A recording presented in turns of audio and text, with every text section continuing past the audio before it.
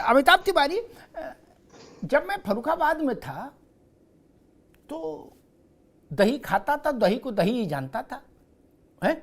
तब तो मटकी में भी बिकता था दही, मोहल्लों में आते थे वो बेचने, दुकान पे भी मिलता था। लेकिन दही को डिब्बा में बंद करके बिकने का चलन भारत में नहीं था। वैसे अपना बर्तन ले जाओ या थैली में ले आओ। दिल्ली आया तो यहाँ डिब्बे में योगर्ट मिलने लगा। मैंने समझदार लोगों से पूछा कि भैया ये क्या मसला? बोले दही है, नाम चक्कर मत पड़ो, ये थोड़ा हाई प्रोफाइल दही है। क्या? हम मक्के के फूला जानते थे क्या? मक्का ले जाते थे, भाड़ पे भुनवा लेते थे, फूले बन जाते थे।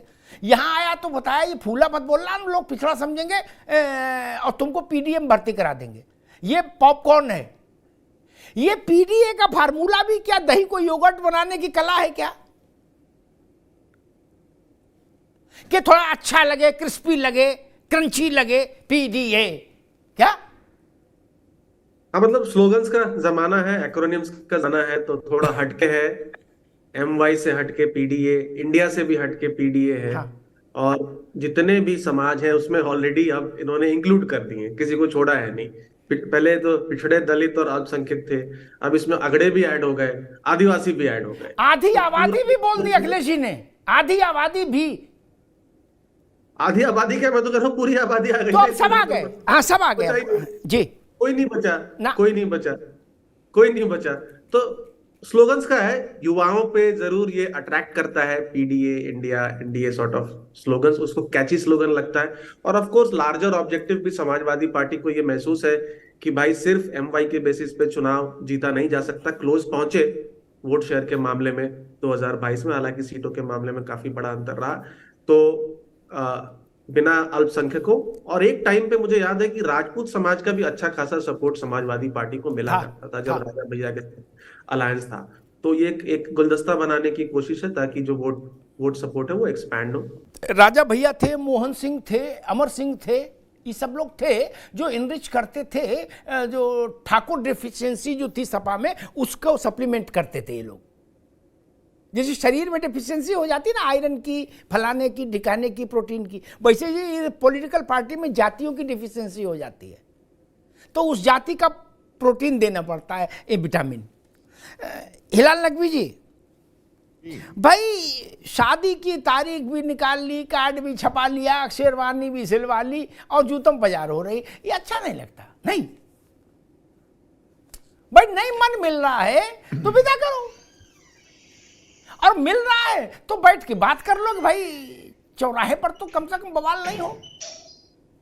देखो एक बात मैं आपसे कह दूं हिलाल जी, इस बात को आज तो नहीं, लेकिन मैं 5, 7, 10 दिसंबर को इसकी पुष्टि हो जाएगी।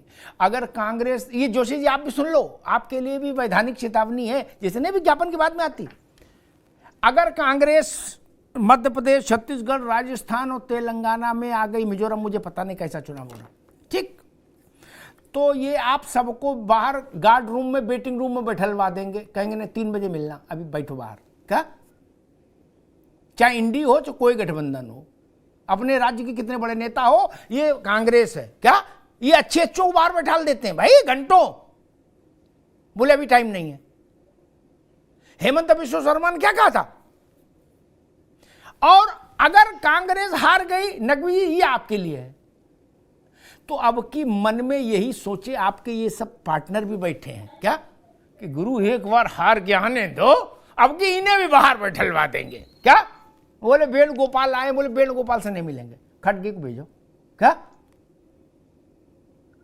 नकवी साहब, मैं हकीकत बता रहा हूं, मन की बात, लोगों से जो बात होती है औपचारिक अनौपचारिक, क्या वो करे अग्निहोत्री जी 3 तारीख आ जाने दो, हम तो बस उसी को देख रहे हैं। जब इतनी स्थिति है कि 3 को बकरा कटना है, चाहे इधर वाले काटे चाहे उधर वाले काटे।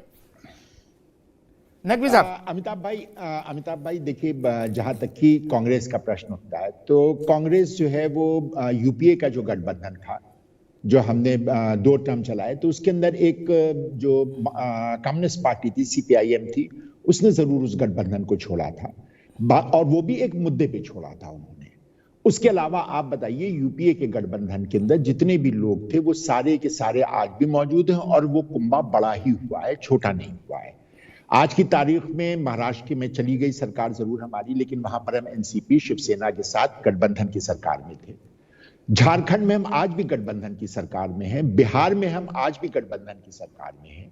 इसलिए कांग्रेस को गठबंधन निभाना भी आता है और गठबंधन को चलाना भी आता है। इस तरह की कोई भी बात जो है वो कांग्रेस के साथ बिल्कुल भी नहीं होनी है। ये बात एक बिल्कुल निश्चित रूप से जानिए, क्योंकि आज का सच भी ये है कि अगर आपको गठबंधन चलाना और निभाना नहीं आता है तो केंद्र में आपके पास उतने नंबर आ जाएं, ये बहुत मुश्किल है। अब की भारतीय जनता पार्टी को जरूर 2019 के जो चुनाव हुआ था उसमें बहुत अरसे बाद किसी एक राजनीतिक दल को पूर्ण बहुमत मिला था। ये बात आप भी जानते हैं कि अगर देखा जाए तो राजीव जी के बाद से पूर्ण बहुमत की सरकार इस बात जो है वो भारतीय जनता पार्टी बनी नहीं है। तो गठबंधन आज की सच्चाई है और कांग्रेस इस बात को बहुत अच्छी तरह से जानती है। कांग्रेस ने अपने किसी भी गठबंधन के साथी के खिलाफ एक भी बयान दिया हो? नहीं, मिजाज की बात है नकवी भाई, मिजाज की बात है। मिजाज जमींदाराना है। अमिताभ भाई हम आ रहे हैं, बोले अभी हुक्का पी रहे हैं साहब बहादुर, बाद में बात करेंगे। जी अमिताभ भाई हम आ रहे हैं, आपकी बात पे हम आ रहे हैं। आपने जो हेमंत बिश्व शर्मा की बात कही थी तो उनको जाना ही था। आज की तारीख में जो राजनीति वो कर रहे हैं उस राजनीति के साथ उनकी कांग्रेस के अंदर जगह ही नहीं थी, उस तरह की राजनीति। और उनके पास भारतीय जनता पार्टी से बेहतर कोई ऑप्शन नहीं था, क्योंकि ये वो वॉशिंग मशीन है जिसके अंदर यही हेमंत बिश्व शर्मा है जिनके खिलाफ पूरी इन्होंने किताब जारी की थी इनके भ्रष्टाचार की, और आज उनके साथ सरकार में बैठे हुए, तो उनके पास भी कोई और बहुत ज्यादा ऑप्शन नकवी भाई मैंने ये बात ठीक मैंने तो ये बस अमिताभ भाई एक सेकंड तो इस वजह से कांग्रेस के साथ ही कोई दिक्कत नहीं है। दूसरी बात यह कि अमिताभ भाई देखिए, ये बात आप भी जानते हैं कि जब इस तरह के क्षेत्रीय दल जिनका अपना बड़ा वजूद होता है, चाहे वो जेडीयू हो, चाहे आरजेडी हो, चाहे वो समाजवादी पार्टी है, एनसीपी है, ये बड़े वजूद वाले क्षेत्रीय दल हैं। इनके साथ जब कभी भी गठबंधन होगा तो घर्षण होगा। ऐसा नहीं हो सकता है कि घर्षण ना हो। हाँ, या तो यहां के पर कोई ऐसा ही बैठा हो कि 9 साल तक की गठबंधन में रहे और एक बार भी एनडीए का जो है वो मीटिंग नहीं बुलाई और कोई नहीं जानता कि उसका कौन चेयरमैन है कौन नहीं। आखिरी चेयरमैन जो है वो हम सब जानते हैं कि नीतीश बाबू थे, जो कि उस गठबंधन के चेयरमैन थे, आज वही अलग बैठे हुए हैं। आप बताइए, इस तरह से जो है वो इंडिया गठबंधन ना यूपीए चला था और ना ही इंडिया गठबंधन जो है वो इस तरह से चलने वाला है। कुछ घर्षण होगा, कुछ ना कुछ चिंगारियां निकलेंगी, लेकिन ये आप विश्वास करें ये गठबंधन बना रहेगा और 2024 में चिंगारियां कई बार झोपड़ा फूंक देती हैं, इसीलिए कहते थे चिंगारी का खेल बुरा होता है, वाजपेयी जी कहते थे। जोशी साहब, मैंने 2 परिस्थितियां कही, चाकू भी तैयार है, बकरा भी तैयार है। क्या 3 तारीख को यह तय होगा कि किसका चाकू होगा और किस बकरे की गर्दन होगी? क्या या तो कांग्रेस को वेटिंग रूम में आप सब बैठा दोगे? आप लोग भी इतना खार खाए हो, सच्ची बात तो ये है क्या कि सुबह भगवान की पूजा कर रहे हो, अगरबत्ती जला रहे हो, तो ये कह रहे हो कि ऐसा दिन दिखाओ कि कांग्रेस वालों को फोन आए, उनको बाहर बैठा हूं मैं? क्या? और कांग्रेसी भी इस बार यही सोच रहे हैं कि एक बार सरकार आ जाने दो जरा, फिर बताते हैं कि कैसे क्या करना है। भाई नीतीश बाबू ने यही तो कहा था कि कांग्रेस ने तो भुला दिया हमको, टेलीफोन तक नहीं। फिर अगले दिन खड़गे जी को टेलीफोन करना पड़ा। जोशी जी, अमिताभ जी, अभी राघवेंद्र जी अपने बहुत अच्छी बातें भाषण दे रहे थे अपनी सरकारों के बारे में। मैं बताता हूं ये कैसे जनमत को चुराने वाले लोग। मध्य प्रदेश में जनमत को चुराते हैं, महाराष्ट्र में जनमत को चुराते हैं, गोवा में जनमत को चुराते हैं, नोटों के दम पे सरकार बनाते हैं। राजस्थान में भी पूरी कोशिश करी, चलो वो सफल नहीं हो पाए, वो अलग विषय है, उस पर चर्चा नहीं कर सकता। लेकिन ये लोगों का क्या इतिहास भूगोल है पूरा देश जानता है, इन संघियों का, भाजपा वालों का क्या इतिहास भूगोल है। मैं इस पर ज्यादा नहीं जानना चाहता। मैं इतना कहना चाहता हूँ, कांग्रेस को चिंतन करने की आवश्यकता है।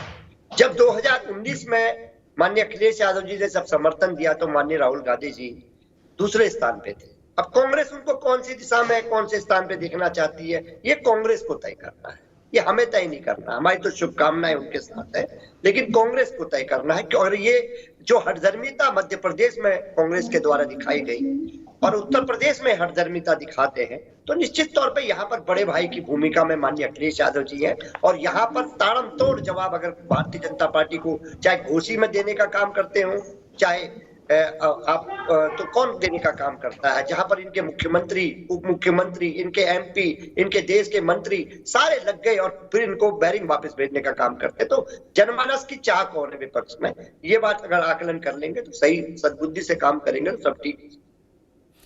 राघवेंद्र जी वो कह रहे हैं कि भाई आपने तो अपने सहयोगियों की 9 साल में बैठक तक नहीं बुलाई, हमारे में चलो संघर्ष हो रहा है लेकिन हम मिलजुल तो रहे हैं।